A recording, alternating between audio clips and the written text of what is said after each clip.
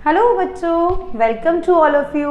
बेटा मैं आज आपके लिए फिर एक बारी आई हूँ और आपके लिए लेकर आई हूँ एनाटॉमी ऑफ फ्लावरिंग प्लांट के इम्पॉर्टेंट क्वेश्चन की एक और वीडियो। चलिए भाई देख लेते हैं कि अब हमें किस टॉपिक पे करना है।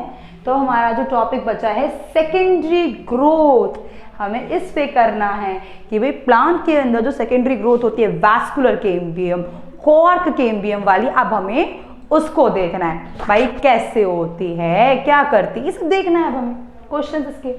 और इससे पहले बच्चों हमारा वन शॉट अवेलेबल है चैप्टर का, बल्कि हर चैप्टर का इंपॉर्टेंट क्वेश्चन अवेलेबल है बेटा, उनको देख लीजिए। लिंक आपको हमारे डिस्क्रिप्शन बॉक्स में मिल जाएगा, पहले उनको देखिए, अच्छे से क्लियर कीजिए, तब जाके यहाँ पर आइए। ओके चलिए देखते हैं पहला क्वेश्चन क्या है, एनुअल रिंग क्या होता है। तो वही जो आपकी कैम्बियम रिंग्स है देख लेते हैं।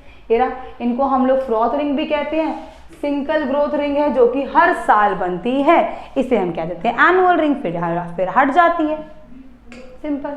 What forms cambial ring in dicot stem during a secondary growth. Secondary growth में कैम्बियल रिंग कौन बनाता है डाइकॉट स्टेम में।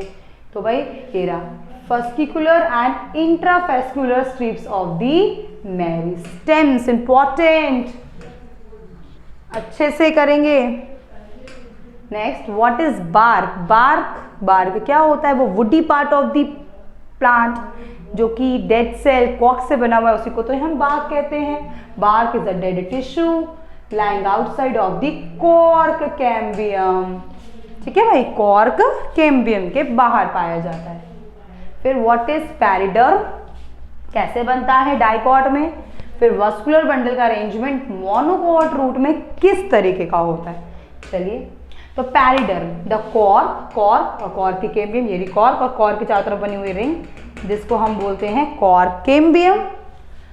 सेकेंडरी कॉर्टेक्स, कलेक्टिवली इन सबको प्रोटेक्टिव टिश्यू कहते हैं जिसका नाम है पेरिडर्म। इन्हीं सबको हम क्या बोलते हैं बच्चों, पेरिडर्म। मैं पढ़ा था ना हमने, पेडिलम, पेडिमलरा, ये सभी है। In order to increase the growth and prevent rupturing of the outer growth tissue, भाई जो आपके जाइलम और फ्लोएम जो टिश्यूज हैं वो रैप्चर ना हो जाए, आउटर ग्रोथ होने के लिए जब जाइलम फ्लोएम अंदर से बढ़े तो बाहर से भी तो प्लांट को बढ़ना पड़ेगा। तो वो जो बढ़ा रहा है वो कौन बढ़ा रहा है, वो बढ़ाता है periderm due to the formation of secondary, क्योंकि सेकेंडरी वस्कुलर टिश्यू बढ़ गए वरना फट जाएगा, वो फटे ना, उसके लिए क्या करते हैं, ये अपनी ग्रोथ बढ़ाते हैं। Dicot stem produce a cork cambium, ठीक है, जिसको हम फैलोजन भी कहते हैं। आउटर कॉर्टिसल सेल से फिर फैलोजन डिवाइड करता है दोनों तरफ से, आउटरली भी और इनरली भी, अंदर भी बाहर भी। अंदर की तरफ होते हैं फ्लोएम, बाहर की ओर रहते हैं जाइलम, सेकेंडरी टिश्यू। फिर द सेकेंडरी टिश्यू प्रोड्यूस करते हैं inner side of the phellogen जो कि पैरेन्काइमेटस होते हैं, और ये सेकेंडरी कॉर्टेक्स कहलाते हैं जिसको हम फैलोडर्म भी कहते हैं। फिर ये फैलोजन प्रोड्यूस करती है कॉर्क और फैलम, आउटर साइड बाहर की तरफ कॉर्क और फैलम बनेगा।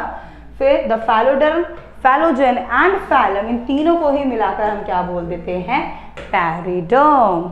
तो भाई बस आपके वस्कुलर टिश्यू की जो सेकेंडरी ग्रोथ हो गई है उसके लिए हमें प्लांट की ग्रोथ और बढ़ानी पड़ जाती है, हमें अपने प्लांट का साइज बढ़ाना पड़ेगा। इसके लिए यहाँ पे सेकेंडरी ग्रोथ होती है जिससे बनता है पैरिडर्म। फिर फैलोडर्म जो कि कॉर्क था आपका, फैलोजन जो आपका कॉम्बिनेशन हुआ अंदर की तरफ और बाहर की तरफ जो डिवीजन हुआ, और फैलम, ठीक है भाई, इनसे बना आपका। फिर है द वैस्कुलर बंडल जो कि अरेंज होते हैं रिंग की फॉर्म में, सेंट्रल पीटी। जाइलम बंडल एक्सटार्च होते हैं, मतलब प्रोटोजाइलम अंदर की तरफ है आउटर साइड, और मेटाजाइलम जो है वो अंदर की तरफ है। Phloem bundle alternative xylem bundles के पास हैं, जाइलम बंडल्स के साथ अल्टरनेटिवली अरेंजमेंट है इनका। फिर आपको प्राइमरी और सेकेंडरी जाइलम में क्या अंतर होता है ये बताना है।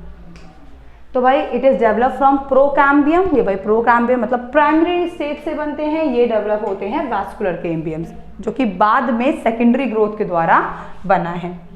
यहाँ पे कोई मेडुलरी, कोई रेज नहीं पाई जाती, पर यहाँ पर सेकेंडरी जाइलम में पाई जाती है। It is concerned with the growth of the primary plant body, जब प्लांट बॉडी ही बढ़ रहा है, जब सीड में से ही ग्रो होना शुरू है तब से पाया जा रहा है, ये बाद में आया है। फिर it is associated with the formation of patches, ये पैचेस में होता है inside the vascular bundle around the pith, pith के चारों ओर बनता है। It constitute the continuous cylinder around the pith, ये क्या करता है, पिथ के चारों तरफ एक कंटिन्यूस सिलेंडरल लेयर, सेरी पिथ, ये रहे आपके कह सकते हैं कॉन्जॉइट, जाइलम और फ्लोएम, इसके चारों तरफ ये क्या करता है, यहाँ पे सॉरी, पित्त के चारों तरफ ये सिलेंड्रिकल यहाँ से लेयर को बढ़ाना शुरू करता है।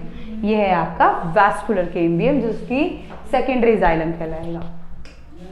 फिर सेकेंडरी वैस्कुलर टिश्यूज कैसे बनते हैं डाइकॉट रूट में, तो प्राइमरी डाइकॉट रूट में लैक होती है, उसमें कैम्बियम नहीं होती। वैस्कुलर कैम्बियम अपीयर होती है लेटर में, जिसको हम सेकेंडरी मेरिस्टेम में गिनेंगे। सेकेंडरी मेरिस्टेम जो कि बाद में ऑर्डर देके बनाई जाती है, which develop partially from conjunctive parenchyma. Conjunctive parenchyma मतलब जिनके बीच में एक लेयर होती है एक्सचेंजमेंट के लिए।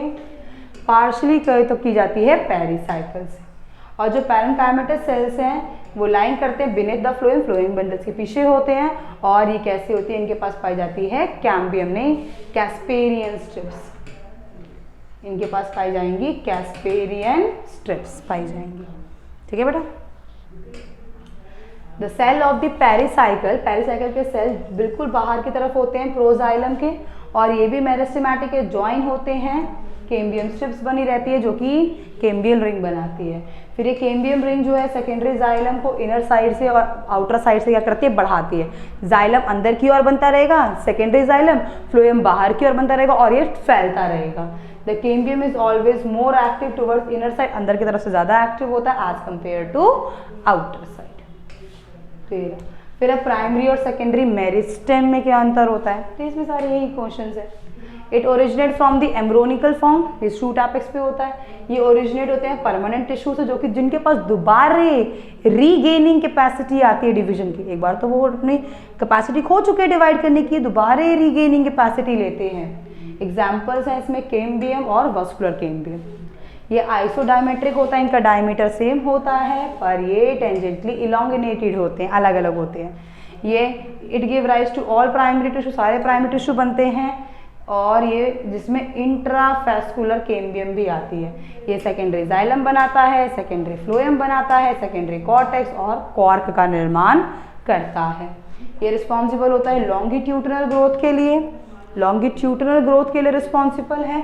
और ये रेडियल ग्रोथ के लिए, से फैलने के लिए रिस्पॉन्सिबल है, किसके, रूट के और स्टेम्स के। तो सिग्निफिकेंस बताना कि क्यों जरूरी है सेकेंडरी ग्रोथ। सिग्निफिकेंस क्या है सेकेंडरी ग्रोथ का, भाई देखो सेकेंडरी ग्रोथ ग्रोथ ऐड कर रही है। आपका प्लांट जो ऊपर की ओर बढ़ रहा है भाई, उसको थोड़ा चौड़ा भी तो होना है, उसको ऐसे भी तो करना है, सपोर्ट चाहिए ना, तो वो सपोर्ट प्रोवाइड कर रही है सेकेंडरी ग्रोथ, ऐड करती है ग्रोथ में, जिससे जो कि सपोर्ट प्रोवाइड कर रहा है। It provide a corky bark, bark दे रहा है जिससे प्रोटेक्शन हो रही है आपके प्लांट की जर्म से, वायरस से, बैक्टीरिया से, हीट से, कोल्ड से, इन्फेक्शन से।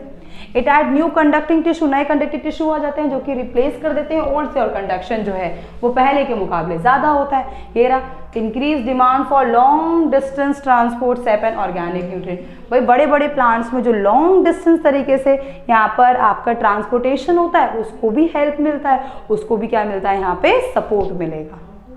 ठीक है बेटा, तो यहाँ पर ये क्वेश्चन थे हमारे जो कि हमने देखे सेकेंडरी ग्रोथ के टॉपिक से। आई होप आपको समझ में आए होंगे। तब तक के लिए पढ़ते रहिए, जल्द मिलेंगे आपको नेक्स्ट वीडियो के साथ। Thank you.